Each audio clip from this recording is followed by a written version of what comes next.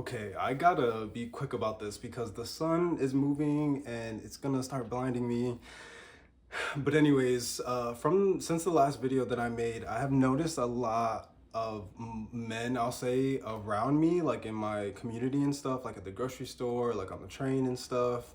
So I feel a little bad saying like no one wants to be men anymore when like there's so many men in the world, and I'm sure so many like traditional men too that love being men, and identifying that way. So that video is a little dramatic for sure. But I think that it's like just a conversation that needs to be opened up more and had.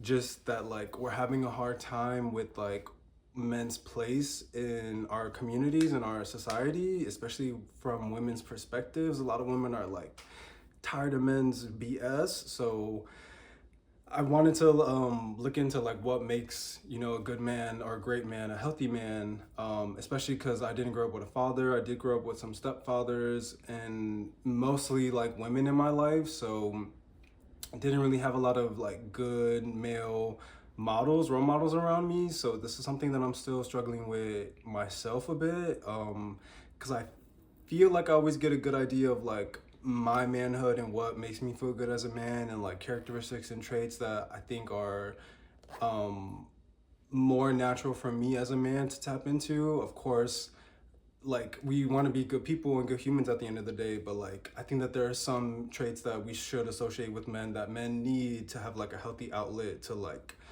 develop and grow into like good men, as we age and stuff. So I looked up characteristics associated with men, and Google AI had a few. So I just kind of wanted to go through them and add to the list. So just kind of jumping into it, the first one is integrity, having strong morals and values. And of course, again, all of these can be associated to anybody, but Google AI says integrity is something that makes a good, healthy man, which I think is great.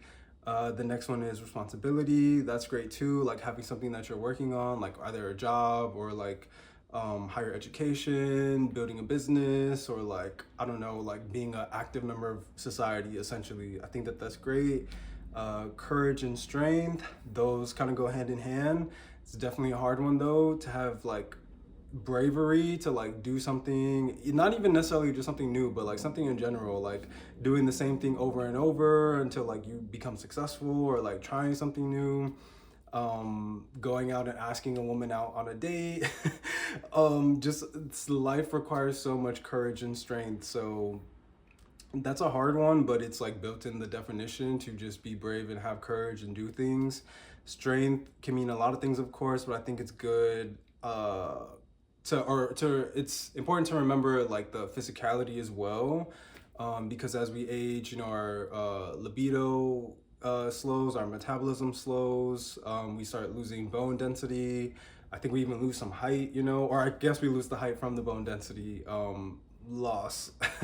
So it's really important to stay, physically active. You don't have to necessarily be in peak physical condition your entire life, but it's definitely important to, be able to do like daily functions, daily like motor skills and stuff. Then there's empathy and good communication. Those kind of go hand in hand too. I feel like those are harder traits or characteristics. Those definitely need to be taught. So like maybe in school we need to be teaching young boys, and of course everyone, how to have more empathy and good communication. That is so, as someone that went to school for communication, I am a social worker, therapist, counselor, whatever. Um, Everyone has poor communication. People keep, I always laugh because people keep like saying that like the kids can't read anymore, and they like can't write and all this. Neither can the adults. As someone that works with the adult population, a lot of people cannot read, write, communicate effectively. So let's not be so hard on the kids, because a lot of people do not have strong communication skills. That definitely needs to be taught in school. Anyways, Google also says confidence and humility. I think that those are great um, traits to be associated with men specifically, because a lot of men don't have confidence. A lot of men lack confidence and humility. If they do have confidence, then like that is like, you know, a tricky balance, because you want to be confident and secure in yourself and your manhood and like all these things. But then if you go too far, you get like alpha male territory, and like that's just like makes women feel unsafe, and you know that can get really dangerous because it can get lead to like abuse and like DV and stuff. So confidence, humility is great for men to have and to learn. So maybe learning to have, but it's definitely difficult because it's like such a balancing act. Um, and then I think actually that was it. So I just wanted to add a few more that I think would also be helpful for men specifically. The first one being pretty much action and discernment. Of course, discernment is good for everybody, but like being action oriented, not necessarily like always saying what you're gonna do, just doing what you want to do and what you're, you know, striving for. Going back to that like responsibility and maybe integrity as well. Like having your strong, you know, moral compass and like being responsible, like working on something, because you know a lot of people I'm sure are bored nowadays, don't know what to do and stuff. What's like figure out something that you can do with your time, and also have discernment on like what you're doing, who you're doing it with, where you're doing it. Like discernment is really necessary, and it's like for practicality as well. Like you don't want to like, not only do you not want to like say things that you're not going to do, or but you don't want to say things that are not like feasible either, that you can't actually like accomplish or make happen.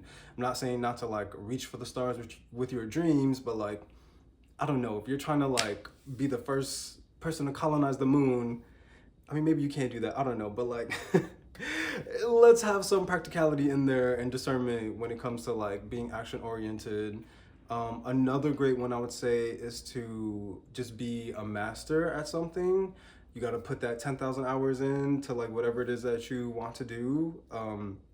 That's what like so many like artists and experts and professionals say about like a craft, whatever like skill or like trade profession that they're doing, whatever art, whatever talent. Like you got to put in them 10,000 hours to really like be next level at it, or like to master something. So I think that that will help men have a goal or like a life's purpose, to be working on something and to like be consistent with it enough that you will become a master.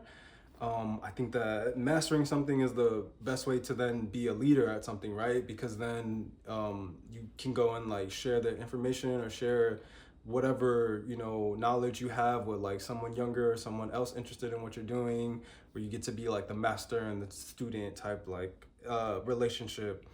And then the next one I would say is breaking cycles. So generational curses, generational, what else? Issues, anything like even just like your own toxic habits, like your own unhealthy perspectives on like life, on women, on people, on society, community. Like we really, I feel like, need to challenge more the status quo and like what it means to be a man from like the past and what we know.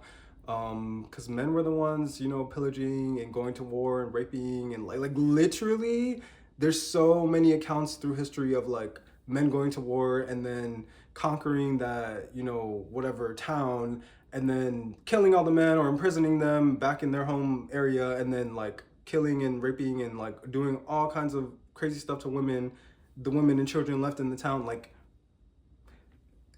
yeah, let's break a lot of the cycles that we're privy to from the past, and also set a strong, healthy, great precedent for the young boys to come. Like that's, I would say, you know, part of our responsibility, going back to that, um, being the men that are alive right now, and like, you know, the ones that should be leading the charge on like how to help other young men that are coming up.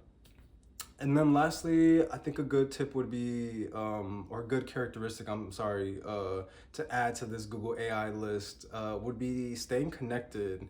Um, I don't know if that's like really a like past issue, a modern day issue, but I see that and feel that a lot of men are not connected. I mean, that's literally why they say the mass shootings happen in America, because men are lonely and they have these like sicknesses or these illnesses, these like mental issues that are not being tended to, and I know people are going to say that that's not our problem, but when they're going around shooting up churches, because it's not just schools, you all, it's churches, it's schools, it's malls, it's literal public places with a lot of people. So I think that men should stay more connected. That's a strong ideal. Maybe it's not a characteristic or a trait, but it's a strong ideal that men should like really adopt and develop, that like it's important for us to not only be connected in community and society, but within the male